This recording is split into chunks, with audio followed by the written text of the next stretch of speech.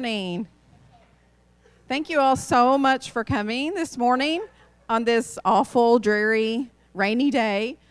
This is a fun event I hope to come to on such a day like that. So thank you for coming. My name is Amy Sullivan, and I am the Director of Library Services here at Matheson Library. We're so glad to have some of our Paducah-Tillman High School students here. I think some students from Shawnee and some community members, so welcome. If you all have any questions at all about the library, please make sure to ask me or Carol Driver or one of our staff members here before you leave. We're glad to help. We have an awesome display our student assistants put together about Jeff Zentner. I hope you got to check out when you came in.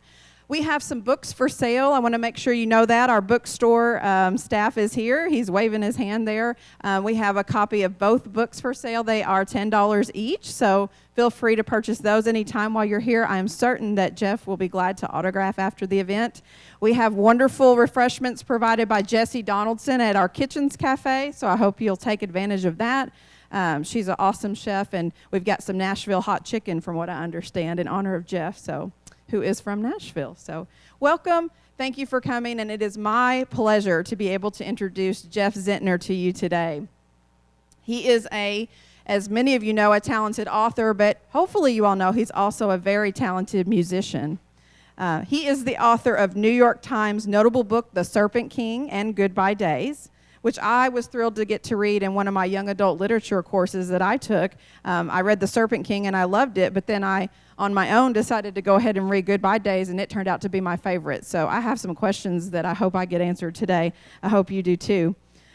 He is working on a new book also. I'm hoping that he'll tell us a little bit about that. It's called Rain and Delilah's Midnight Matinee, and I believe it's scheduled for release in 2019. He has won the William C. Morris Award, Amelia Elizabeth Walden Award, the International Literary Association Award, the Westchester Fiction Award.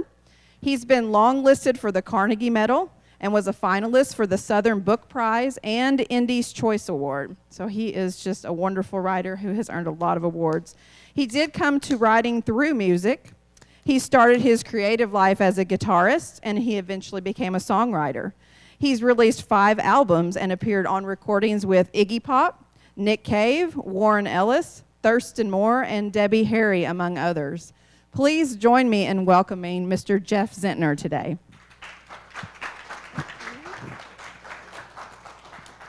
Thank you, Amy, for that lovely introduction, and thank you guys for being here. This is the first time I've ever gotten to speak to people with plates piled high with Nashville hot chicken, and it really makes me feel good. I mentioned Nashville hot chicken in my second book, Goodbye Days, which takes place in Nashville. It's one of those things. You can really get yourself into some trouble with Nashville hot chicken, and when people come to visit me in Nashville and want to eat Nashville hot chicken, that's where I like to take them, is to the places where you can really get yourself in over your head eating hot chicken. They're like, "Do you guys eat this every day? My mouth is on fire." I'm like, "Yeah, we eat it every day. For every meal, this is all we eat here." Well, it's really great to get to speak with you guys, and what I want to do here for the next little while, and I'm going to leave some time for questions at the end, but what I want to do is tell you guys how I became a writer. And I like to tell this story because I met my first published author when I was 33 years old. And prior to that time, I had no idea where books came from. I didn't know what sort of people wrote books. All I knew was that it was other people, not me, other people. I thought books just sort of descended from ivory towers carried by teams of doves, and in those ivory towers there were people with tweed jackets smoking pipes, and they had Ivy League degrees on the walls, and they were scions of important, literary and publishing families. Those were the kind of people who published books, and it wasn't people like me from small farming communities. So when I was about 17 or 18, I was obsessed with 2 things. I was obsessed with books, and I was obsessed with music. And at that point in my life, it was no longer enough for me to be a passive participant in these things. I wanted to make art. I wanted to make the things that I loved. Well, as I just got done telling you, writing books was for other people to do. So that left music for me. So that's what I did. I went out, I bought myself a guitar, and I started practicing. And I played for hours a day until my fingers bled and my wrists ached. And I got to be good enough to where in my early 20s I moved to Nashville and I started a band and toured around with them, and I performed and I wrote songs and I recorded songs and I did all the things that you have to do to be a professional musician, a professional rock musician. And things were going great for a little while there. I was having a good time and all that. And then I hit age 30. And one day I had a sobering realization, which is that if you haven't made it big in the music industry by the time you're 30, it kind of seems like you won't. It's one of those things like ice skating or gymnastics, where if you haven't won your Olympic gold medals by the time you're 14, it's probably not going to happen. You're going to be 20 and you're ancient in that world. Well, I started thinking about the musicians who I listened to. None of them had made it big after age 30. So here I am, I'm age 30, and I have not made it big as a musician. Well, that struck me as a bit of a problem, but I'm not a quitter. I've got gumption, boy, I'm not a quitter, and I'm special. I don't know if you guys know that, but I'm very special. So the normal rules that apply to everybody else don't apply to me, so I'm the one who's going to be huge as a musician after age 30. You just wait and see. So I plug on for a few more years. That's when it really sets in, that this is not going to happen. This dream that I've had for so long it's not going to come to pass. Sometimes you can't do everything you set your mind to. Sometimes in life, your dreams will simply die. Anyway, thank you for having me. Thanks. We've got Nashville hot chicken back here, biscuits. Thank you. I'll be signing books. Nobody ever knows quite how to react when I do that. One of these days, I am going to commit to that joke. I swear it. One of these days, I'm going to walk off. I'm not going to come back. I'm going to leave them with that. But you guys are too awesome. I can't do it with you guys. One of these days, I think it's going to be very funny, but you guys are too cool for that. All right, so here I am. I'm in my mid-30s. Got my basket filled with dead dreams. So I go to the place where dreams go to die, which is law school, and I get a law degree. And I start working as a prosecutor for the state of Tennessee, which is a job I do to this day. When I finish this presentation, I'm going to go eat some chicken myself. I'm going to get in my car. I'm going to drive to Knoxville, Tennessee, where I'm going to get up tomorrow morning. And at this time tomorrow morning, I'm going to be arguing a case in front of the Tennessee Court of Criminal Appeals, also with a microphone. So really, I only deal with the best our society has to offer, which are people like you who want to come eat Nashville hot chicken and hear somebody talk about books, and the worst that our society has to offer, which are people who murder other people. So Nashville hot chicken eating book lovers, murderers. That's my life. That's nothing in the middle. Just murderers, people who like Nashville hot chicken and books. So I start working as a prosecutor, and I'm still, I haven't given up music entirely. There's still this dying ember inside me, and so I take this dying ember and I say, I'm gonna use this to pass music along to the next generation. Maybe they can do with it what I could not. So I start volunteering at a music camp for teenagers. Called Tennessee Teen Rock Camp, and there's a sister camp called Southern Girls Rock Camp. We put these on in the summer in Nashville, and we have kids come on a Monday morning. We sit them down. They tell us what instrument they want to play. Some of these kids have never touched a musical instrument until this week. All through the week, we're teaching them how to play their instrument. I used to teach guitar.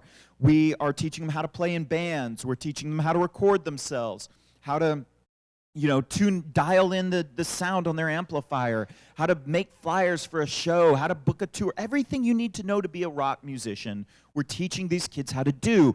And then on Saturday, they get up in one of Nashville's big venues with full lights and sound, and they perform for a paying audience of hundreds of people.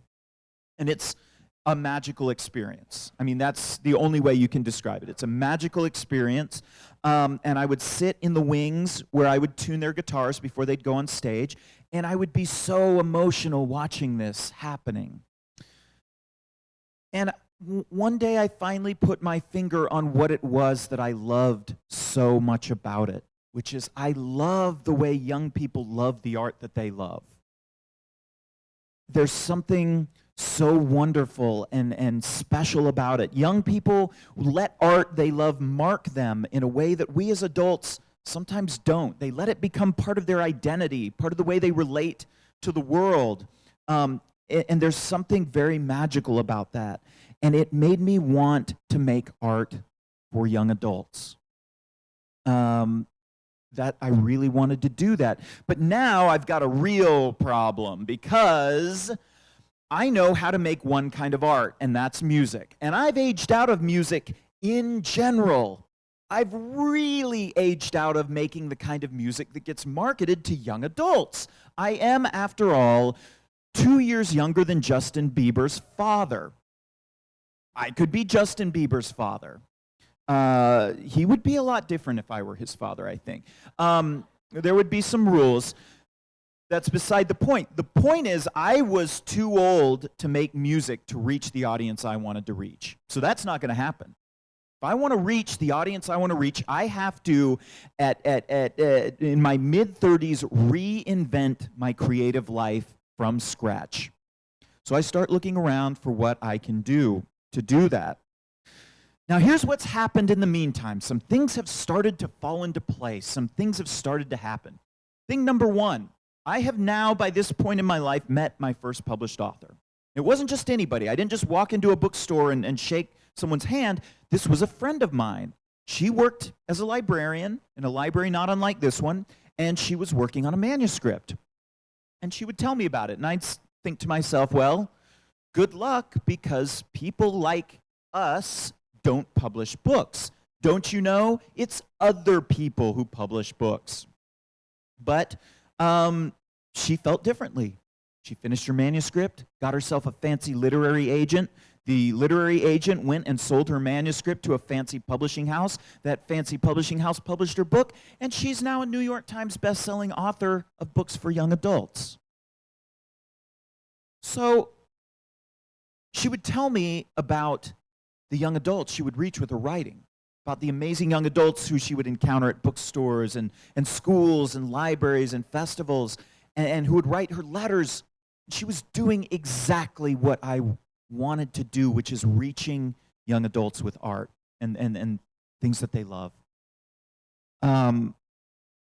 Also, it got me thinking, people tend to hang out with people who are on roughly their same intellectual level, right? Smart people kind of tend to gravitate towards smart people. Idiots kind of tend to gravitate toward idiots. So it made me think, well, if this person who has published a book is friends with me, there are two possibilities. The first is that she considers me to be roughly on her same intellectual level, and so maybe publishing books isn't for other people. Maybe it's for people like me and her.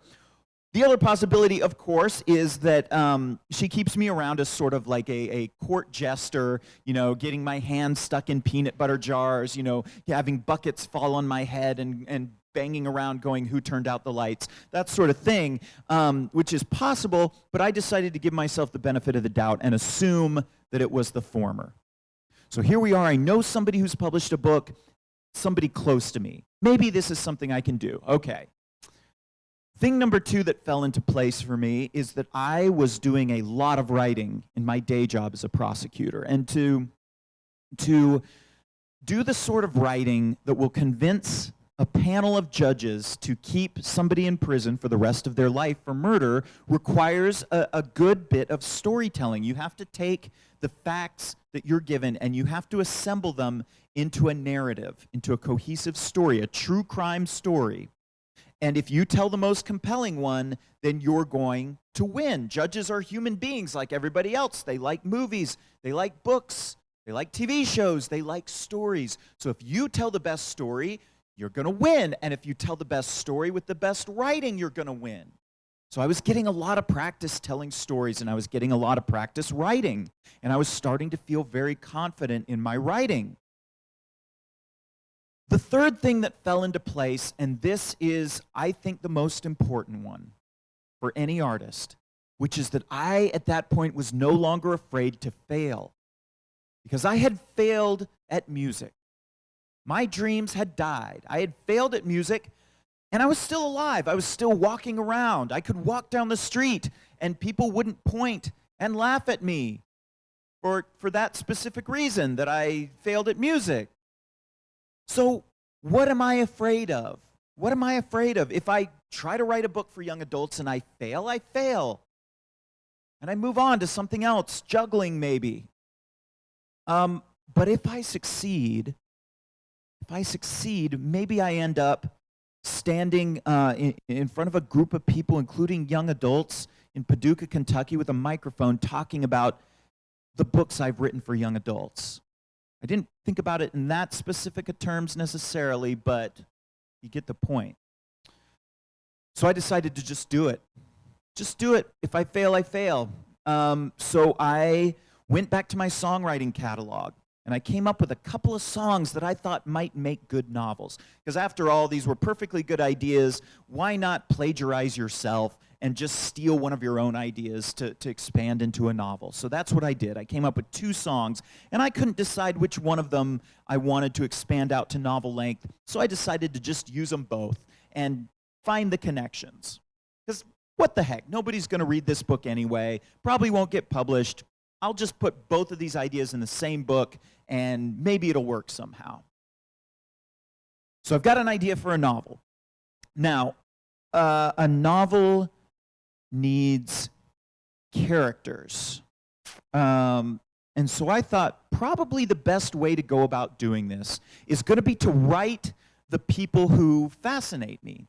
Because I imagine writing a book is really hard, and you need to probably write the people who fascinate you in order to make it through the book. So I thought about the 3 types of people who fascinated me at that point in my life. Type of person number 1, the type of person who grows up in a small town in the rural South, and they play music.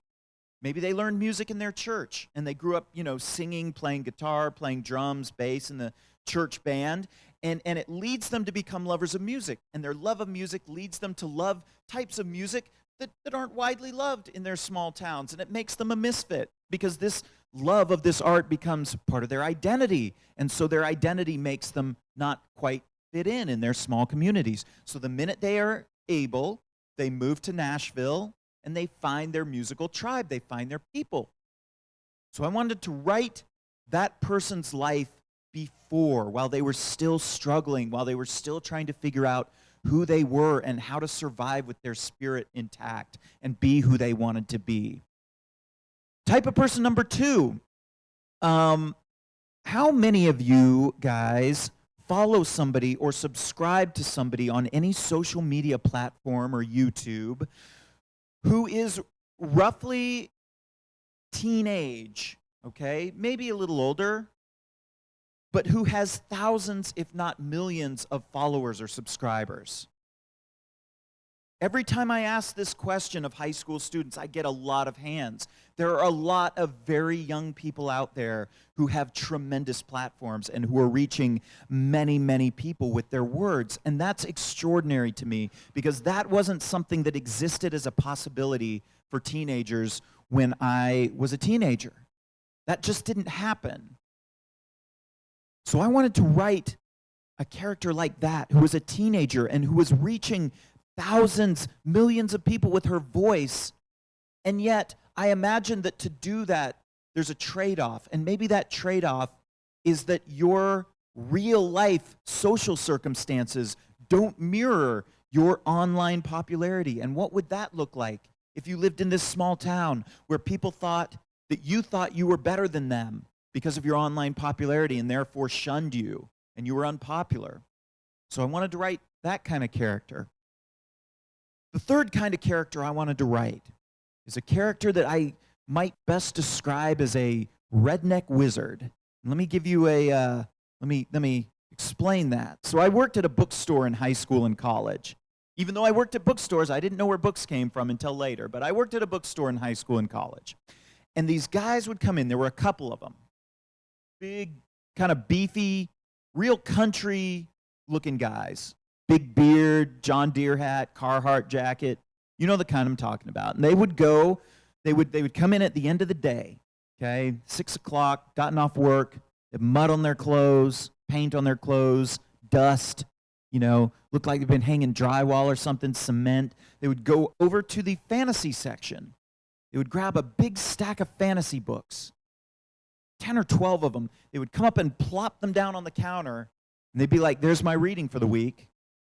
So at first I thought, they were just kind of putting me on, joking around with me. Ha, who works, a full day of manual labor and then gets home at night and blows through a book or two? Who does that? Nobody. Yeah, right. But they were serious. They were like, no, this is my life. This is what I do. I work to fund my book habit, and then I read. That's my life. So I wanted to write that character. I wanted to write that person who goes and works hard in some manual labor, fund a book addiction. So now I've got 3 characters. I've got an idea. I've got 3 characters. This is where it sets in that I don't know how to write a novel. I still don't know how to write a novel. I have done it now 3 times. 3rd book comes out next year. I have done it 3 times. Here's how I've managed to write novels without writing novels.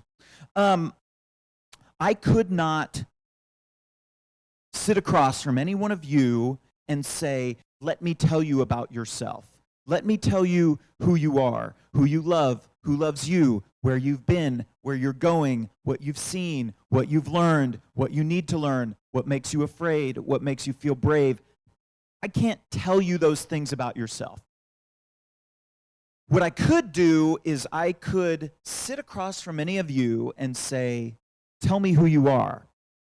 And then I could listen as you tell me who you love, who loves you, where you've been, where you're going, what you want to overcome. I could listen to you tell me all of the things that make you a person, and I could write those down into a story, and I could tell your story that way. So I thought if I could do that with real people, maybe I could do that with fictional people. Maybe I can do that with characters in a book. So I invite these characters into my head, and I say, you're going to stay there until I know who you are, until I know you to the point that you're going to be telling me your story, and I'm not going to be trying to tell you your story, because I don't know how to tell anybody their own story. So I did. For 3 or 4 months, I walked around with these 3 characters in my head, just listening while they talked to me. Every time my mind would go quiet, I would hear their voices. I would eavesdrop on them. And they told me about themselves. They told me their names. They told me what they wanted out of life. They told me everything about themselves. I would be in line at the grocery store listening to these voices of imaginary people in my head. I know it sounds nuts, and it is a little bit, but it's a good kind of nuts. And it's the kind of nuts where after 3 or 4 months, I knew these people so well. They were scratching at the inside of my head, whining to be let out the way a dog wants to be let out. They wanted to live in a bigger place than the inside of my head, which I assure you is a very cramped and dank place. It's like one of those, it's like a root cellar kind of thing, kind of deal. They needed to live in a bigger space. That's when I knew it was time to let them out and to live. Got an idea for a book, got characters, I know where they need to go, and now I don't have time to write a novel. Because here's the thing, I'm in the murder business, and business is good in the state of Tennessee, I'm afraid to say. It keeps me really busy. And I have a family, and I have other obligations. I don't have time to write novels. I don't have time to sit in a gazebo by a lake and watch the sunlight dapple the water and smoke my pipe and drink a glass of bourbon and type out the great American novel on my typewriter over 4 or 5 years. I can't do that. So what am I going to do? How am I going to write this novel? Well, I had started riding the bus to work a couple years before. It allowed me to not have to drive, so I could read books on the bus. I could do stuff on the bus. So one day, I get on the bus, I pull out my phone, kind of like this one, a little smaller, and I open up a. This is not a lie.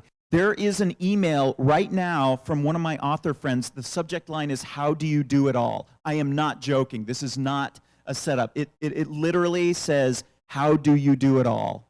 That's amazing. Wow.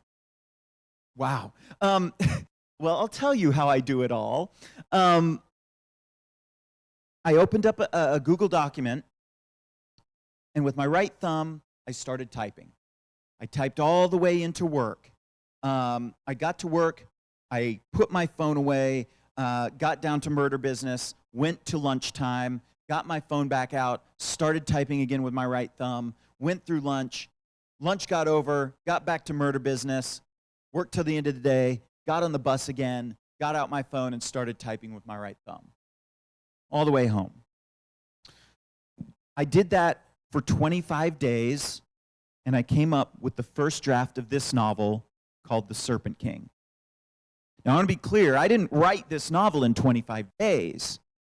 I wrote this novel over the years that I spent observing and becoming obsessed with these characters and thinking about the kinds of people whose lives I wanted to inhabit and whose lives I wanted to get to know, and writing songs about these people, by the way, and not even realizing it. Writing many songs about them without realizing it. I wrote this book over the months that I spent with these characters inside my head, telling me who they were, to the point that by the time I got ready to write their stories, I knew everywhere they needed to go. It was a matter of how fast my thumb could move to get the words out. So I gave this to a friend of mine to read who was a writer for the newspaper, and she had a literary agent. And she said, "I think my literary agent would like this book. Do you mind if I pass it along to him?" And I said, "Sure." So she did. He read it. He liked it. He said, "Let's go try to sell this book to a publisher."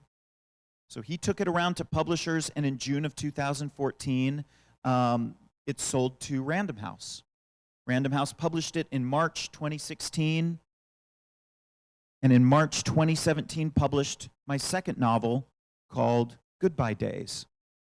So let me just tell you quickly about these two novels. The Serpent King is a coming-of-age story set in a small town in rural Tennessee. The book gets its name from my main character, whose father is a Pentecostal snake-handling preacher. His best friend, the main character's best friend, is a fashion blogger named Lydia, who's internet famous, but her internet fame hasn't translated to real-life social cachet. And the third member of this trio is our redneck wizard, Travis, who works at his father's lumber yard and escapes his abusive home with the aid of fantasy novels. So this book is about their struggles, their journeys, their heartbreaks as they try to survive their senior year of high school in this stifling small town. The second book, Goodbye Days, is about a young man who's struggling with grief and guilt after an accident that killed his three best friends, which he may have caused by texting them while they were driving to come pick him up. So he's having panic attacks and seeing a therapist. He's under the threat of prosecution from the father of one of his friends, who's a powerful judge in Nashville, where this story takes place. He's getting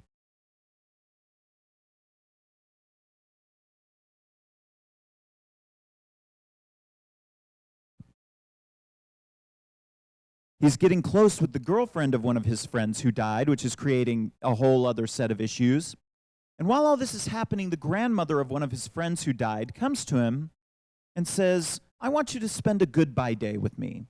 My main character says, "What's a goodbye day?" And she says, "A goodbye day is where we go and we do all the things that we would have done if we'd had the chance to have one last day with Blake, her grandson, before he died.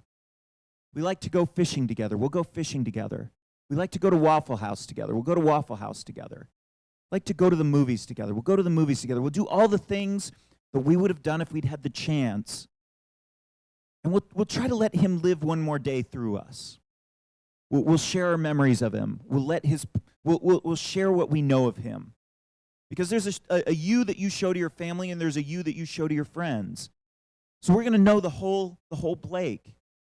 So my main character does this goodbye day, and it's a bittersweet experience. And he does goodbye days with the other families, also a bittersweet experience. So it's about his journey through grief and guilt to get to the other side.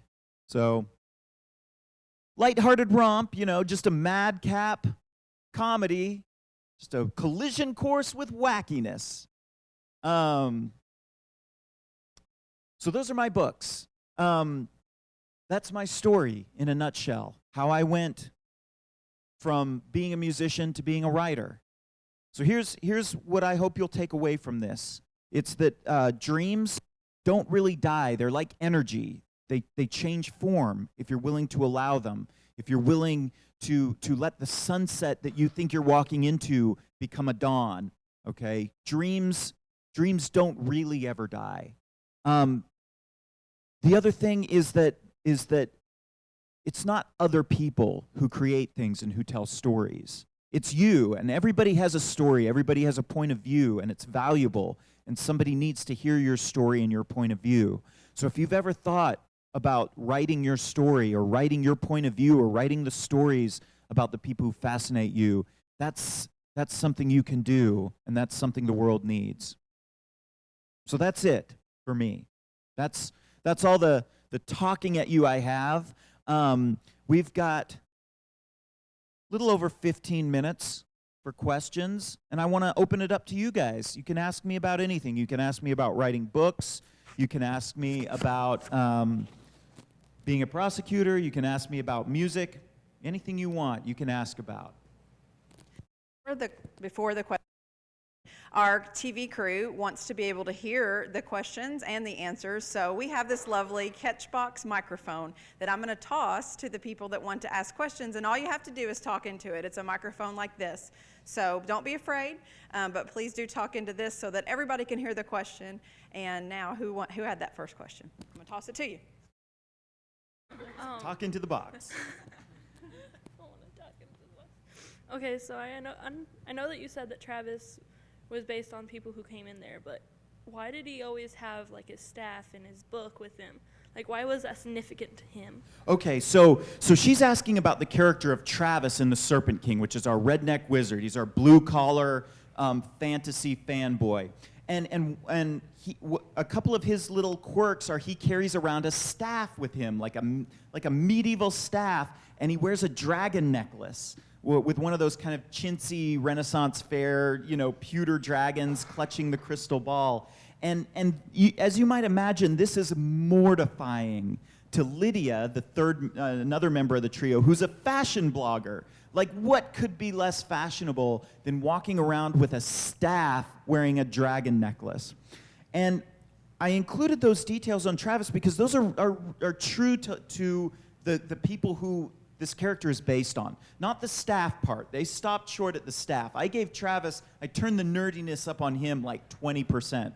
But these guys would wear like the little dragon necklace, and they'd wear those weird moccasin kind of boots that they'd tuck their jeans into, like those weird Renaissance fair moccasin boots. And so there were just these little hints of who they are, who they were if you looked closely enough. So I wanted Travis to have those hints of who he was, and to be emblematic of how little he cared what the world thought of him, but how true he was to his identity and his truth. I can try. Thank you, Brett.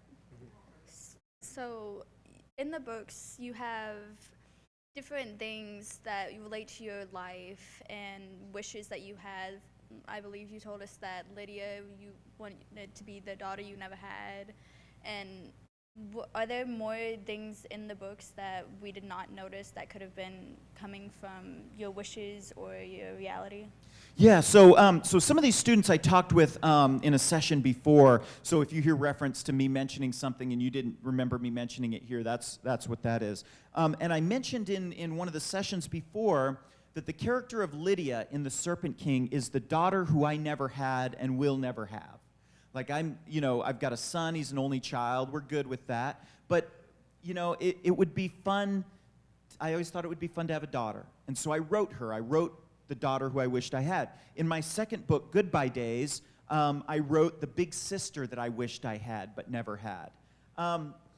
So the question was, are there any other kind of wish fulfillments like that? Absolutely, yes. In Serpent King, Lydia's father is the father who I want to be. So I wrote kind of like the ideal father, and he's the father I want to be. My characters are always, they're always handling things more gracefully than I would. So there's a lot of wish fulfillment there as well. Thank you.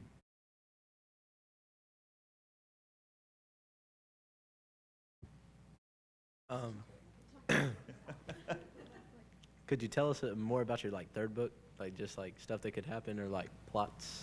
Yeah, absolutely. So my third book, I'll tell you a little bit about it, how it came to be. It's called Rain and Delilah's Midnight Matinee. And it's about two girls who have their own TV show on their local public access station in Jackson, Tennessee. And on this show, they show cheesy horror movies from the 50s, 60s, and 70s.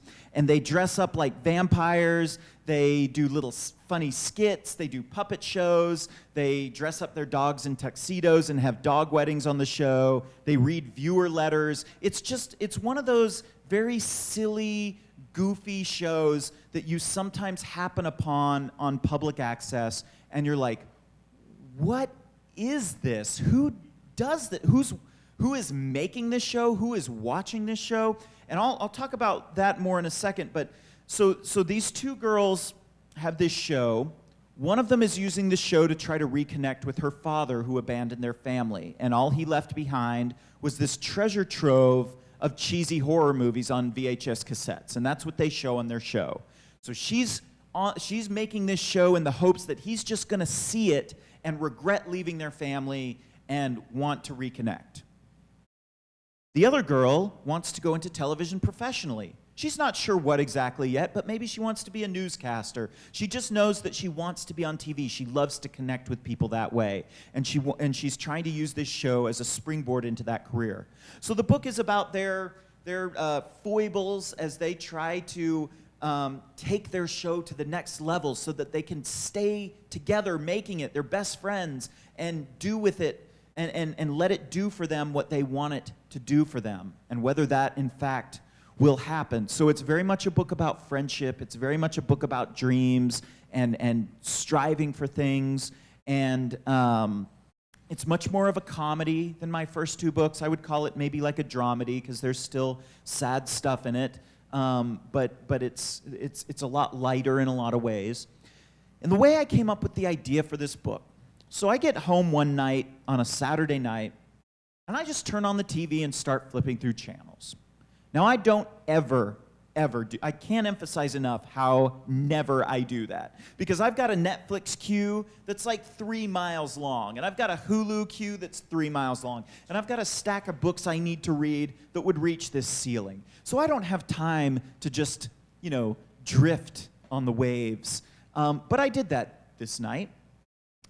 10 o'clock on a Saturday night, and I get to the Nashville Public Access Station, and they're showing this cheesy horror movie from this, looks like the late 60s, and I'm like, what is this? This is odd programming for the public access station, and I keep watching, and the show cuts to these two girls who are probably in their 20s. They speak with these thick Midwestern accents. They're dressed like vampires, and they're on this cheap public access set with janky puppets, and these girls are cute, but let me say, neither of them really have any business being on TV. I mean, they're not good at television. I mean, they're just not polished performers. It's very obvious that these are just two friends who really wanted to make a TV show and who made a TV show. And so I looked them up. The show is called Midnight Mausoleum. I looked them up. they make this TV show out of rural Iowa, some public access station in rural Iowa, and it's syndicated in like 40 markets, Nashville being one of them. So these two girls who can only sort of do TV got themselves on TV, and now they're reaching me on a Saturday night in Nashville in my living room. And there was something about that I loved. There was something really magical in that. I immediately saw two people who I wanted to get to know and whose story I thought would be a good story to tell. So my book is not a biography of these two girls. I don't know very much about them. I've tried emailing them a couple times. They don't respond to my emails, probably because they get tons of weirdos emailing them. I'm just another weirdo emailing them. So I don't know anything about them. So I just invented stories for who they were. So that's kind of my third book, and what that's about. That's going to be out in March of 2019. I'm really excited about it. I had a lot of fun writing it, and the people who have read it so far, who have read my other books, they say it's their favorite. So hopefully you'll like it.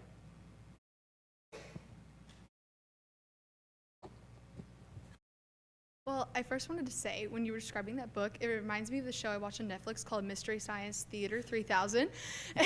That is exactly what the deal is. That's how Mystery Science Theater 3000 started, Yeah. and I grew up watching that show. But my question was, you were saying earlier how you would go to work, and before and on the bus, you would type your book. Throughout your workday, did anything inspire you to put in your book, in both books? Yeah, a little bit. So in The Serpent King, for example, the main character's father is a snake handling preacher, and he got sent to prison for a heinous crime. I put away a pastor for the same crime. He was not a snake handling pastor, but it found its way into the book. There's another plot point in this book which would be very spoilery indeed for me to tell you, but I will just say that there's another plot point in this book, and it's pretty unmistakable, that I also drew from my day job. In this book, the theory by which my main character could be prosecuted for being involved in a texting accident is something that I came up with and kind of like cooked up with my colleagues at work and said, yeah, this could happen. So that's a kind of a driver of the tension in this book. So I do draw a little bit from my day job, although writing is really a release for me. It's an escape, because I do see so many horrible things in that job that I need I need something beautiful to go to at the end of the day, something that will take my mind off the things I see, because I see 3-year-olds who are beaten to death by their mom's new boyfriends, and I just awful things. So I have to have that beautiful thing to go to at the end of the day, which is the writing. Thank you.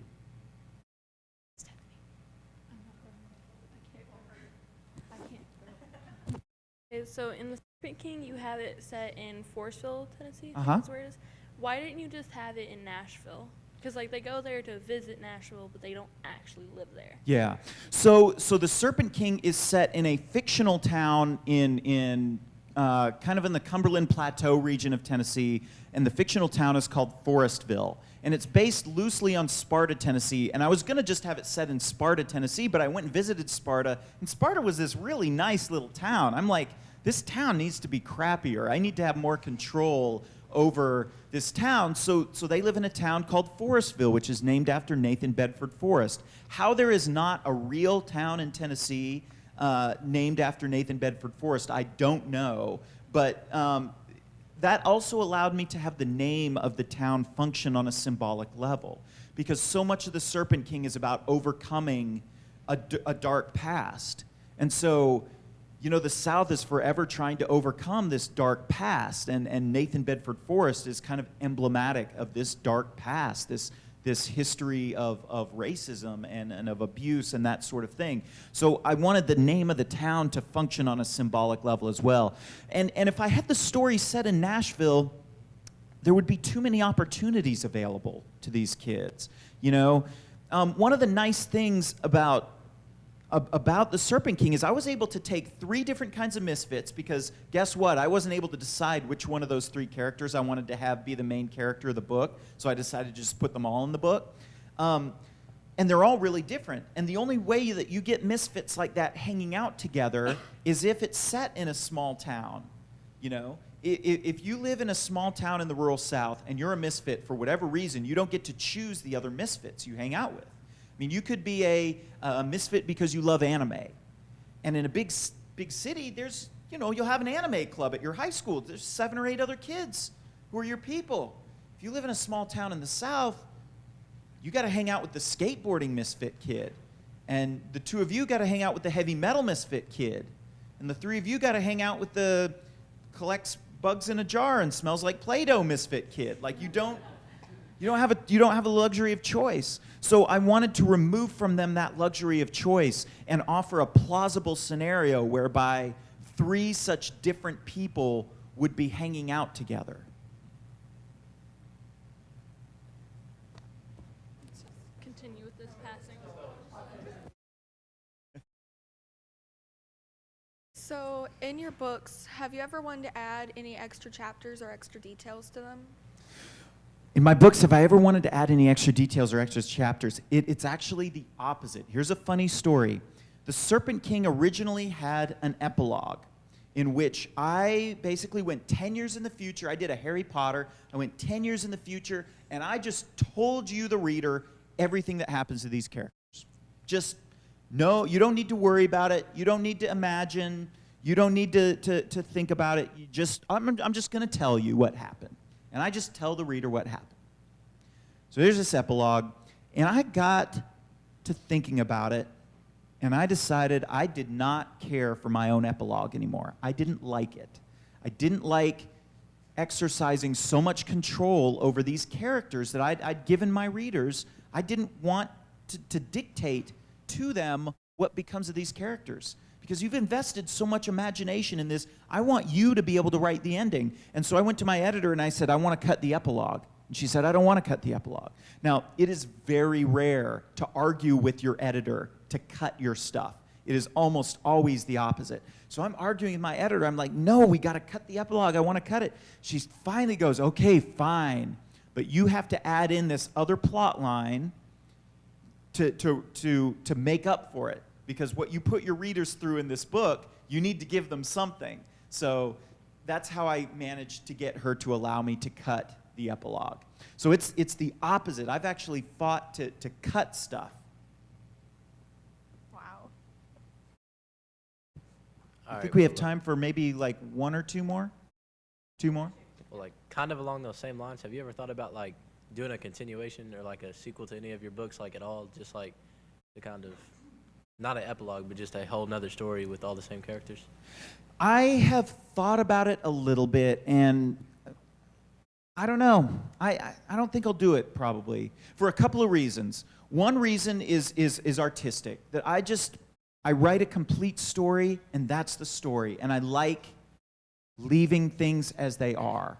And I like leaving things not all tied up neat with a nice, neat bow, and I feel like that's kind of what sequels are designed to do. The other one is just purely a business one, and I was talking with my editor about this, and I actually asked her about it, and she pointed out that by the time I got around to publishing a sequel to The Serpent King, it'd be like the year 2023, and because it takes 2 years to publish a book. It'd be like the year 2023, and by then, it's been 7 years since, or I don't know what the math is.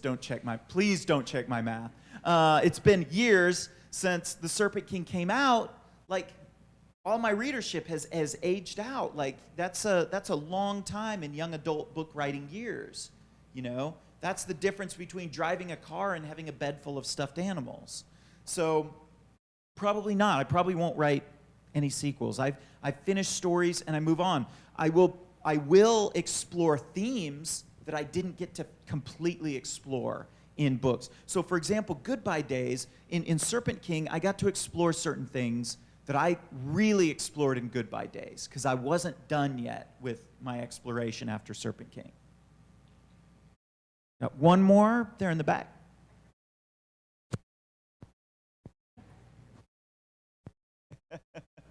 It's Conley. Talk into the box. Okay, one good question. Okay. What made you want to come up with the goodbye days? Like, what the idea of how you came up with it? Oh, that's a good question. So I needed an idea for my second book, and I was just coming up empty. So I'm walking down the street one day. I go on a lot of walks to come up with ideas. I'm walking down the street one day, and these 3 big military helicopters fly over my head. They're on their way, they overfly Nashville on their way to Clarksville. So these big military helicopters fly over my head, and all of a sudden I get an idea for a story about a young man in a small town in the South who goes to the families of soldiers who get killed in combat and offers to spend a goodbye day with their families where he'll act as their son, and they can say all the things they wish they'd said to their son, and they can do all the things they wish they'd done with their son before he died. So I take this idea to my editor, and she says, okay, I think we've got something there. I like this goodbye days idea, but because you're a young adult writer, let's make it be young adult focused. So instead of soldiers, let's do high school kids. And I said, cool. How about not only high school kids, but this character's friends? So we add an extra dimension to these goodbye days. So now, instead of it being strangers telling things to strangers, it's friends and family putting together the pieces of somebody who they carry to make a whole person in their minds for one more day. And my editor said, that's great. And now let's make it so your main character might have killed his 3 friends. There we go. So that's how the idea came about and evolved. All right, you guys. Well, thank you so much. You've been amazing. Thank you. It was an honor to speak with you. And I'm going to be, I guess, available to sign books maybe just right over here. I believe we have you up top. Okay, have me up top. Yep. I'll sit there. And if you want a book signed or a picture taken or anything, any piece of paper signed, I'll be happy to do that for you. Thank you so much.